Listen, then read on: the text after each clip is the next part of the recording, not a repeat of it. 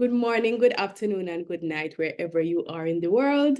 My name is Dr. Veronica Reed Johnson, and thank you very much for joining me for another edition of In Literacy and Numeracy News.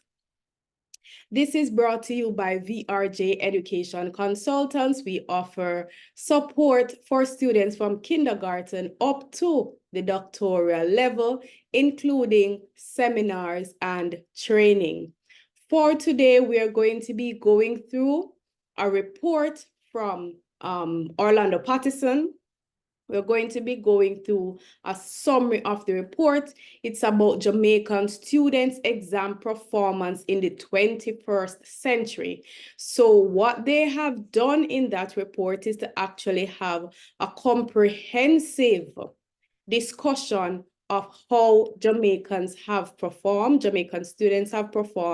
across 7 different exams. So we are actually going to be breaking this down in different videos where we talk about different levels of student performance. So here, let us just go through the introduction to the report. This, looking at Jamaican students' performance, they are performing well below the nation's expectations and also international standards. And so the idea of the Patterson Report was to examine the performance levels of students from 2002 to 2019. And they covered 7 different tests. The GSAT, the G, which no longer occurs, the GNAT, which was canceled, CSEC, CAPE, and PEP, which very recently started. They also covered the grade 4 literacy and numeracy tests. So for today, we are going to look at the grade 4 literacy and numeracy tests and the results that they found for these tests. These tests were first administered in 1998 to determine the level of literacy and numeracy of these children at grade 4. So for the numeracy, they looked at their operations and representations, measurement, geometry, algebra, and statistics. My daughter did this exam last year, so that is my entry into these literacy and numeracy exams. For the literacy component, you look at word recognition, reading comprehension, and writing. The idea is that this test is diagnostic, and you can either be assigned mastery or non-mastery. So mastery, almost mastery, or non-mastery of the literacy and numeracy issues. So over the period that they looked at, 2005 to 2018, you can see from the graph here that students are performing well on the tests in terms of improving their performance. Literacy outperforms numeracy, which means that the children are manipulating the literacy more than they are grasping the numeracy. So for literacy, a pass rate of over 85% was achieved in 2015. Right? Maths passes have continued over this time to catch up to literacy passes, but they have not caught up. At the highest period, you still had less than 70% of students having mastery in terms of numeracy. So breaking down, so over the next slides, what we are going to do is to break down the data. So this is the grade 4 literacy and numeracy test. So one thing we want to look at is gender. How are the children performing? So what they're showing is that the gender gap between the performance of males and females on these issues actually starts from early. Okay, so here we are looking from the right to the left on this diagram, on this table. We're seeing where literacy for grade 4, girls have moved from 83.2% in 2012 to 91% at 2017. For the boys, there's also been improvement, but it started at a low point and ended at a low point.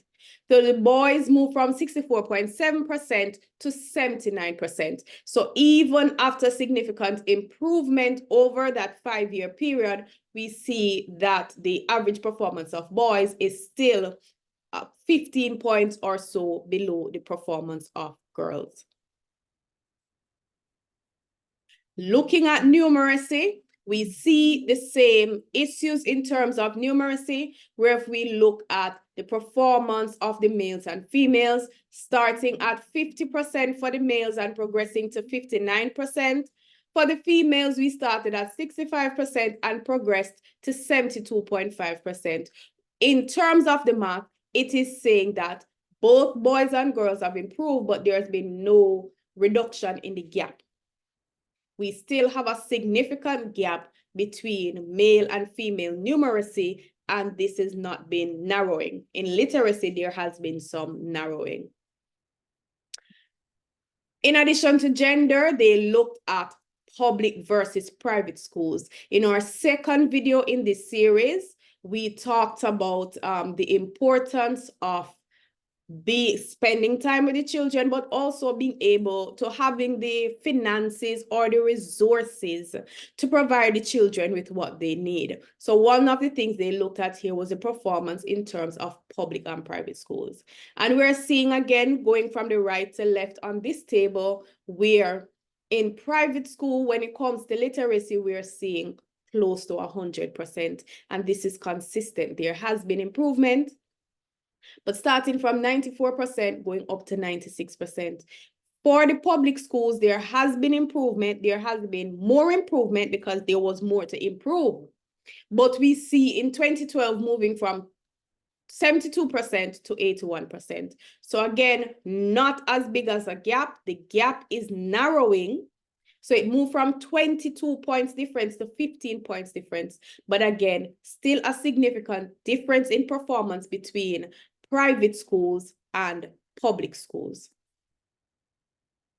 Let's further look at public versus private in equities, right? So in math, there's a much bigger gap than even in literacy, okay? Private schools were performing in 2018, about 87% of the students could demonstrate that they had mastery, while only 63% of the public school students could demonstrate that they had mastery in numeracy. So that is what we are covering today in terms of the results from the numeracy and literacy tests for grade 4. Next week, we are going to be looking at some other tests. We are going to be looking at what is happening in terms of PEP, what is happening in terms of GSAT, what is happening in terms of CSEC and CAPE. So I hope to see you then. Thank you very much. And if you need to contact us, you can always find us by WhatsApp or by Gmail. Thank you.